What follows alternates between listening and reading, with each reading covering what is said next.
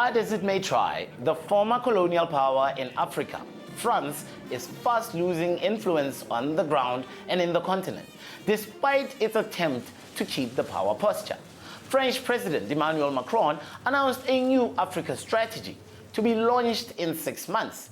This is his government's response as France pulls out of the Sahel region. The strategy is big on ambition, but little on detail.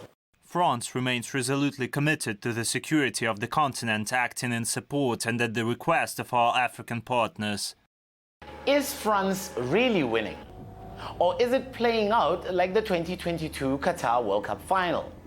The former colonizer claims it remains committed to security in the region with a straight face. Paris says this as its anti-insurgent mission, Operation Barkhane, came to an inglorious end. In the field of perception, Barkhane continues to occupy a very important presence on social networks. It is necessary to put a clear end to it in order to switch to another logic. But it would also be logical for anyone to consider Operation Barkhane a failed mission. Spending 8 years in the Sahel, it barely lived up to its promise. There is no noticeable change in the conflict hotbed that is the Sahel. An F for France? Jihadists are not only still in the region, but they seem to be gaining momentum. According to the United Nations, civilians have been displaced in their millions, and they have also been killed in their thousands. The deepening of the protection crisis negatively affected the already dire humanitarian situation. The number of internally displaced persons rose to 397,000 in the center and north of the country. More than 1.8 million people face severe food insecurity, and 2 million children under the age of 5 are affected by acute malnutrition. France says it wants to invest in shared history and culture with French-speaking countries. But what correlation is there between uranium mines in northern Niger, French power plants, and French troops on the ground? And for Mali, France is a transactional colonial power. The transitional government demands President Macron permanently abandon his neo-colonial, paternalistic and patronizing posture to understand that no one loves Mali more than Malians.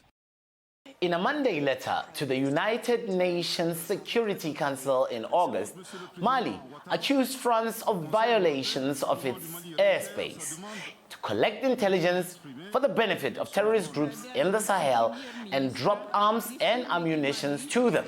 And Chad added to French woes, lamenting France's interference in its domestic affairs. The French president insisted French remain pan-African language in the face of former French colonies like Rwanda, rejecting it for English instead. France was being rejected as an ally and rather viewed as a hangover of colonial times. Instead of being humble, France blames Russia and others. A number of powers who want to spread their influence in Africa are doing this to hurt France, hurt its language, sow doubts, but above all, pursue certain interests. For more than 3 decades, France seemed entrenched and rooted on the continent, self-assured, and even, some might say, cocky in its arrogance. But 2022 proved the year of humble lessons for the former colonizer.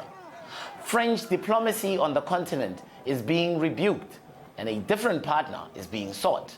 Only time will tell if this is a bad patch or if Africa is really ready this time to bid France au revoir. Karabuletat for RT in Johannesburg.